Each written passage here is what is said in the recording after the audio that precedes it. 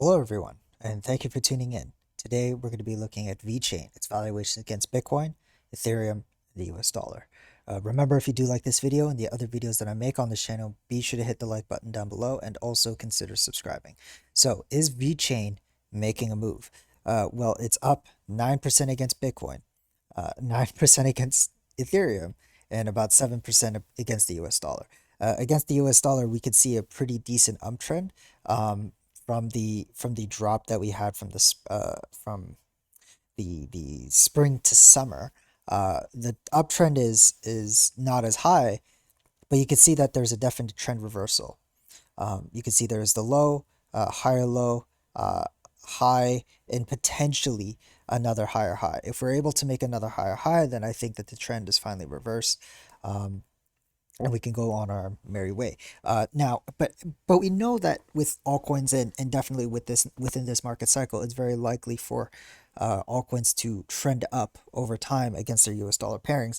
The important part is it outpacing Bitcoin? Is it outpacing Ethereum? And the best charts to do that with is using the VeChain BTC chart, for example, on Binance, or the VeChain Ether chart, also on Binance. Um, you can also just type in, if a certain exchange doesn't have that pairing, you can also do it like this. VET to USD divided by BTC USD, and you'll also get the same chart as you would with like a true VeChain BTC chart, right? Um, anyway, moving along. So we can see that the drop against Bitcoin has been pretty stark, right? From the top to where we are now, it's about a 49% drop. To the bottom, we're looking at about 61% drop. Against Ethereum, I think is even worse. From the peak that we had here to where we are now is a 72% drop. To the absolute bottom, not absolute, but the local bottom, is about 75. We could see against Bitcoin, we're starting to see some kind of movement here of a trend reversal. You can see that there's the absolute low, local low, a high, potentially a higher low, and with this wick right now, and hopefully within the weeks to come, a higher high. The only one that hasn't really shown that is Ethereum.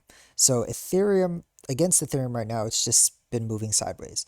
If we flip it to the week, you could see that the last 2, 4, 6, 7 weeks, including this week, we have been moving sideways. We've been at this price, this Ethereum ratio, for the past 7 weeks.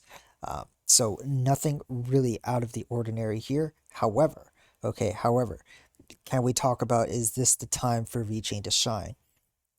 And in some of my last videos, we were talking about the length of time from the peak to the next move up, right? And we've measured it from the peak to the last week or so candles before the decisive move up against Ethereum. We measured it at 196 days to 168 days to 217 days. So with that said, what does it look like now?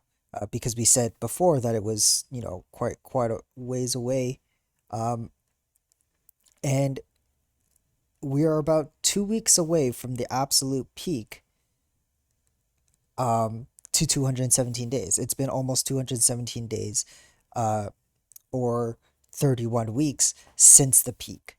Okay, and so now I think we could start talking about potentially Ethereum, VeChain making a move. Now that move might be stifled or accelerated depending on what Bitcoin does. If Bitcoin stays the way it is, and we just move sideways for weeks, then we can really have that serious conversation of VeChain potentially moving up. I was hoping that VeChain would come back into the buy region. It didn't. And we talked about that. If it did, it becomes a very, very interesting buy. At the moment right now, it's still fairly interesting, but not as interesting as what I just mentioned. Because the time allotted has been reached at about 217 days, um, we can start talking about the hope that VeChain does actually come back, and rally against Ethereum, making VeChain the better buy than Ethereum. Now, this is not a science. 217 days is just an arbitrary move. It's in fact the longest move of VeChain takes in order to make the second move. It could last longer. It could last more. It could start this week, right? We're talking about a 9% move against Ethereum today. Um, but I think it's important to measure expectations and embrace the fact that we don't necessarily know the time. We could just ballpark it, and 217 days is essentially ballparking it. It could last for 300 days, and so that's why I'm not in so much of a rush to get into VeChain. If we reach 31 weeks and we're moving sideways from here, that's pretty good sign to begin with, and maybe I'll consider accumulating VeChain there, acknowledging that there's higher risk. I wouldn't necessarily be buying as much VeChain compared to if it came back into the buy region. If it came back into the buy region, I would be loading up like no tomorrow. But because it hasn't, um, I might just reduce my buying power, and buy less VeChain. Regardless, it's holding pretty good support. It's not moving, which is a plus in and of itself.